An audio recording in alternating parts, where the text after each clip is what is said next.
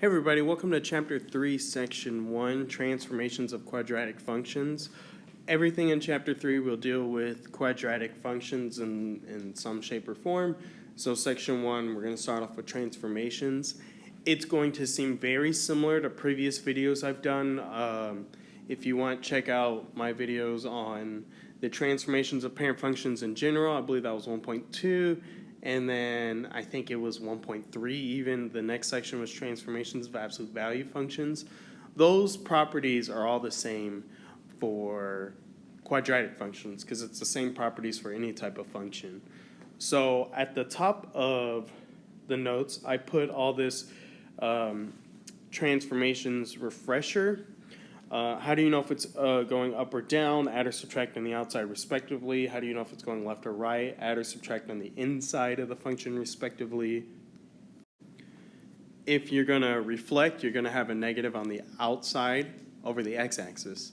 If you're going to reflect over the y-axis, you'll have a negative on the inside of the function. If you'll vertically stretch or compress, you multiply a number on the outside, vertical stretch, number bigger than 1, vertical compression, number smaller than 1. Negatives don't matter, all right? Just ignore the negative if you see one. Horizontal stretch or compression, that's where you multiply a number on the inside. Horizontal stretch is a number bigger than, smaller than 1. And again, negatives don't matter. And then you state your factor as a flipped number. And then horizontal compression, multiply a number bigger than 1 on the inside. Again, negatives don't matter, and flip the number to state the factor. Okay, so that's a really quick refresher over the transformations. With that, I've sectioned out my examples to do some that are strictly inside, strictly outside, and then a little of both. So let's get started with the inside the function examples. With example 1, I'm just plussing 2 on the inside of the function. You know it's on the inside, it's in parentheses. The action, everything's being squared for quadratic functions. So the action is it's squaring the x and the 2, so that's how you know it's on the inside. Anyway, long story short, it's going left 2. I'm minusing 4 on the inside, so minus goes right. Remember, plus goes left. So this is going right 4.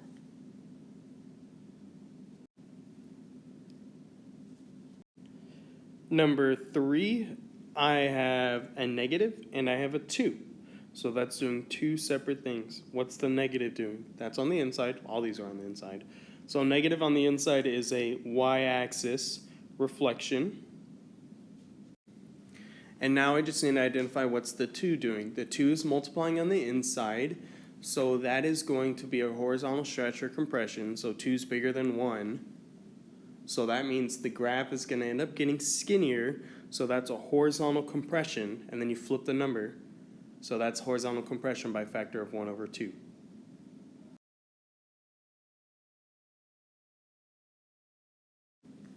And number 4, again, I have two things going on. This negative is on the inside, so I keep saying that. The first 4 examples are all in the inside. It's going to be a y-axis reflection.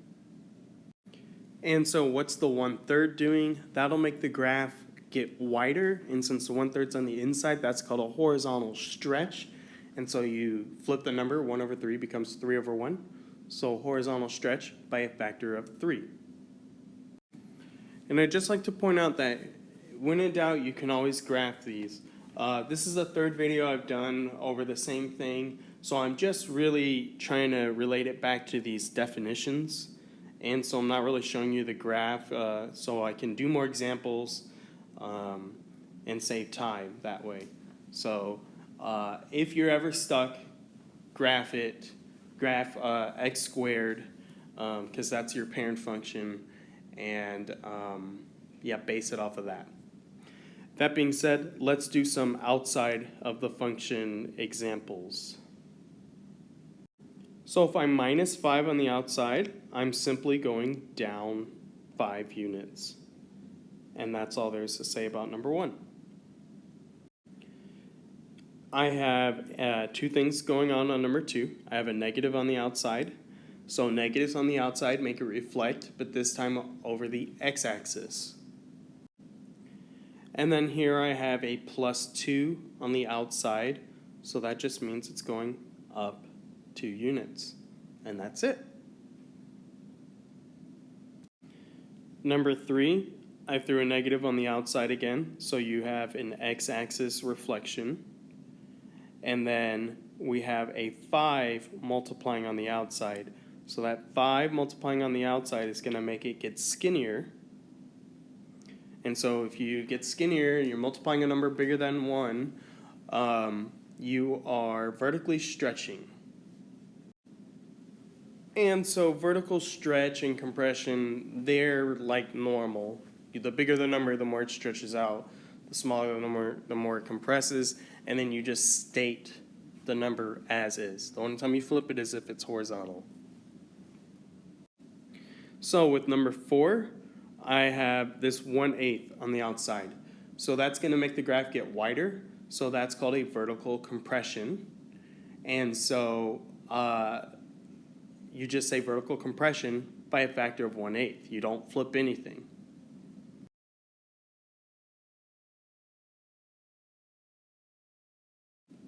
So with this last batch of examples, I've thrown some stuff on the inside, some stuff on the outside, and we're just going to identify each type of transformation.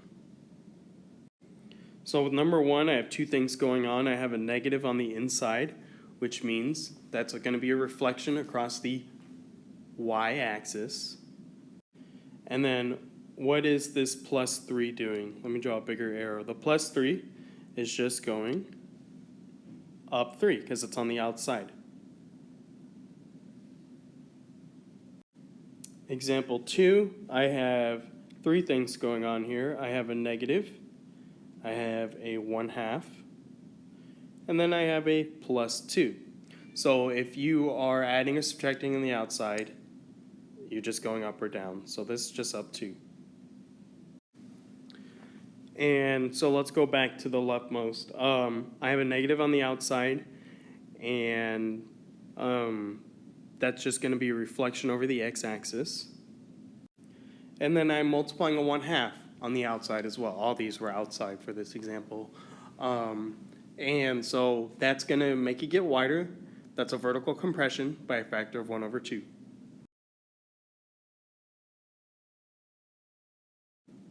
Moving on to number 3, I have a negative on the outside, so that's going to reflect over the x-axis. And then I am plussing 3 on the inside. So plus goes left, minus goes right. This goes left 3 units. And that's everything for number 3. And number 4, I have another negative on the outside. So that's an x-axis reflection. The -2 is on the inside. So again, plus goes left, minus goes right. So this goes right 2 units. And then I'm minusing 1 on the outside. So that means it's going up or down. Up goes plus, plus goes up, minus goes down. So -1 goes down 1. And that's going to draw these notes to a close. Thank you for watching. Like and subscribe if you feel like it. I don't really care. Goodbye.